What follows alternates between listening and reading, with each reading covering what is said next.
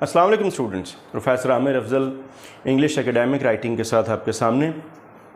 Last video जो हमारी थी उसमें हमने जो रिसर्च पेपर के पीयर रिव्यू उसमें हम सेकंड रीडिंग पे बात कर रहे थे कि जब फर्स्ट रीडिंग के बाद सेकंड रीडिंग की तरफ जाते हैं, फर्स्ट रीडिंग में हम ये तय कर लेते हैं कि ये पब्लिशेबल है और सेकंड रीडिंग में हमने उसके डिफरेंट सेक्शंस हैं उसको हमने एनालाइज करना है, उसको रिव्यू करना है।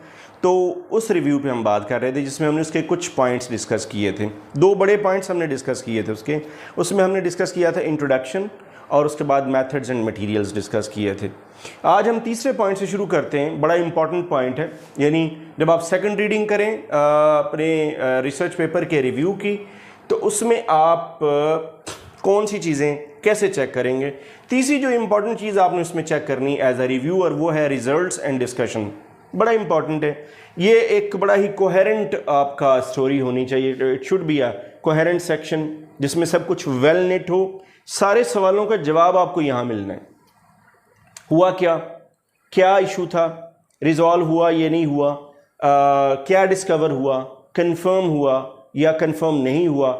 जो भी आपका रिसर्च क्वेश्चन था आपने उसको एनालाइज किया, एनालिसिस के बाद आपने जो रिजल्ट्स निकाले क्या वो आपके सवाल के साथ, आपके एम्स के साथ मैच करते हैं या नहीं करते। तो ये सबसे इम्पॉर्टेंट आप समझ लें कि आपके रिसर्च का पार्ट है। और उसको कैसे उसको एनालाइज करने के लिए कौन से ऐसे पैटर्न्स हैं जो एक रिव्यूअर को फॉलो करने हैं। सबसे पहली चीज़ जो उसने फॉलो करनी है वो ये कि स्टार्ट करेगा कि वो इन टर्म्स से, सिंपल टर्म्स जो डेटा में यूज़ हुई हैं, मींस आपको ये पता होना चाहिए कि वो टर्म्स क्या हैं, उनको डिस्क्राइब करना आना चाहिए, उसकी डिस्क्रिप्शन समझ में आनी चाहिए। So first focus must be on the terms given in that data. Second, you have to make references to statistical analysis such as significance or its goodness to fit. जो statistical analysis है, क्या उसकी जो significance है, जो उसकी validity है, authenticity है या फिटनेस है उसकी, वो आपने उसके रेफरेंसेस चेक करने हैं। आपने वो रेफरेंसेस क्लोजली चेक करने हैं। आपने बल्कि जो रेफरेंसेस पिछली रिसर्चेस के उसमें शामिल किए गए हैं उनके रेफरेंसेस भी आपने एनालाइज करने हैं। जो तीसरा पैटर्न फॉलो करना है वो ये कि once discovered the reviewers should evaluate the trends and explain the significance of the results to wider understanding. अब एक दफ़ा डिस्क्राइब जब हो गया, टर्म्स आ गई, आपने एनालिसिस कर लिया, एनालिसिस एक बार डिस्क्राइब हो गया, तो the researcher should evaluate the trends and explain the significance. अच्छा, सिर्फ ये कि आपने फाइंडिंग्स नहीं देनी, रिजल्ट्स नहीं देने, फ्यूचर उसके प्रॉस्पेक्ट, अंडरस्टैंडिंग उसकी, उसमें क्या रिसर्च के गैप्स हैं, उनको आगे कैसे एक्सप्लोर किया जा सकता है। तो ये जो अगले लिंक हैं वो भी इसके अंदर शामिल होने चाहिए फॉर वाइडर अंडरस्टैंडिंग, ताकि लोगों को समझ आ सके। The outcome should be a critical analysis of the data collected. जो ओवरऑल आउटकम होगी it should be a critical analysis, एक क्रिटिकल एक सिनॉप्सिस होगा आपके उस डेटा का जो डेटा आपने इसमें यूज़ किया है। अच्छा, ओवरऑल अगर बात करें इन रिजल्ट्स एंड डिस्कशन को, मैं अगर सम अप करूं तो ऑल द इंफॉर्मेशन, जितनी भी इंफॉर्मेशन इसमें, जितने भी आप स्टेप्स फॉलो कर लें, जितने भी आप पैटर्न फॉलो कर लें, आपकी जो इंफॉर्मेशन है it should be gathered in a single whole. Disjointed नहीं होनी चाहिए, जॉइंटेड फॉर्म में, पैराग्राफ फॉर्म में, और जो कुछ भी आपने लिखा है it should be a unified whole, it should be a single whole. ये बात हो गई बड़े ही इंपॉर्टेंट पार्ट यानी रिजल्ट्स एंड डिस्कशंस की। इसी से जुड़ा हुआ कुछ लोग ये कहते हैं कि ये इस वक्त इनफैक्ट इसका हिस्सा है, वो है कंक्लूजन। कंक्लूजन में क्या चीज़ आपने चेक करनी है। Firstly it should be of a few paragraphs, part of results and discussion इसी का हिस्सा है। It should reflect upon the aims whether achieved और नॉट। ये बात पहले मैंने की कि आपने जब रिसर्च टॉपिक लिया, रिसर्च क्वेश्चन लिया, तो उसके सर्टेन एम्स बनाए, 1 2 3। आपके जो रिसर्च ऑब्जेक्टिव्स या एम्स हैं उसी के बुनियाद पे आपने रिसर्च क्वेश्चंस बनाए हैं जिनके आपने आंसर्स एक्सप्लोर करने हैं।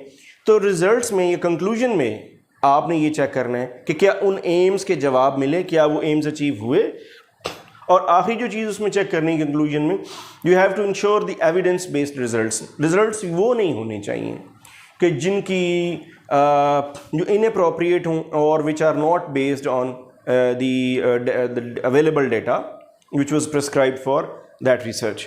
तो कंक्लूजन में ये 3 चीज़ें शामिल होनी चाहिए।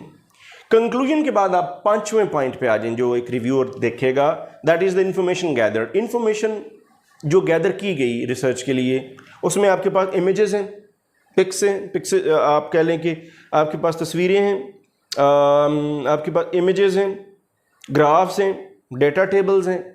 उनको आपने ये इंश्योर करना है कि ये सारे के सारे इस तरह से एडिट किए हुए हों, ऐसे यूज़ किए हुए हों, ऐसे डिस्प्ले किए गए हों, ऐसे डिस्क्राइब किए गए हों कि वो बाकायदा आपकी उस रिसर्च का एक पार्ट एंड पार्सल नज़र आए।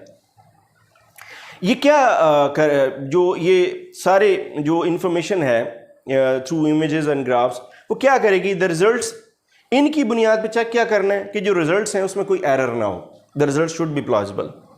जो ट्रेंड आपके हैं, जो आपने ट्रेंड अपनी फाइंडिंग्स में, अपने रिजल्ट्स में, अपने डिस्कशन में और अपने कंक्लूजन में दिए हैं, वो आपकी उस डिस्कशन की बुनियाद पे हों। यानी आपके जो कंक्लूजन और डिस्कशन है वो वो रिजल्ट हो उन तमाम इमेजेस की डिस्कशन और एनालिसिस का। आपने सफिशिएंट डेटा इंश्योर करना है कि डेटा आपका जितना भी इसमें दिया गया है जो सफिशिएंट है। और आखिरी जो चीज़, एक माइनर सी चीज़ है जो बहरहाल आपने ये चेक करनी है, वो ये कि तमाम इमेजेस को बाकायदा एक प्रेजेंटेबल फॉर्म में, एक डिस्प्ले आप कह लें कि काबिल हो, यानी उनको इस तरह से एडिट किया जाए कि आपकी जो रिसर्च है या जो आपका जो राइटअप है उसके अंदर वो बाकायदा प्रेजेंटेबल फॉर्म में नज़र आए। इस वीडियो में अभी तक मैंने आपके सामने तीसरा point results and discussion discuss किया, कंक्लूजन्स और इंफॉर्मेशन डिस्कस की। ये सेकंड जो रीडिंग है उसके हमने 3 पॉइंट्स डिस्कस किए। कुछ और पॉइंट्स हैं जो इसी का हिस्सा हैं। वो कौन से पॉइंट्स हैं, उनमें क्या क्या चीज़ें रिव्यूअर ने देखनी होती हैं, ये सब कुछ लेके आऊँगा in next video. Thanks for watching.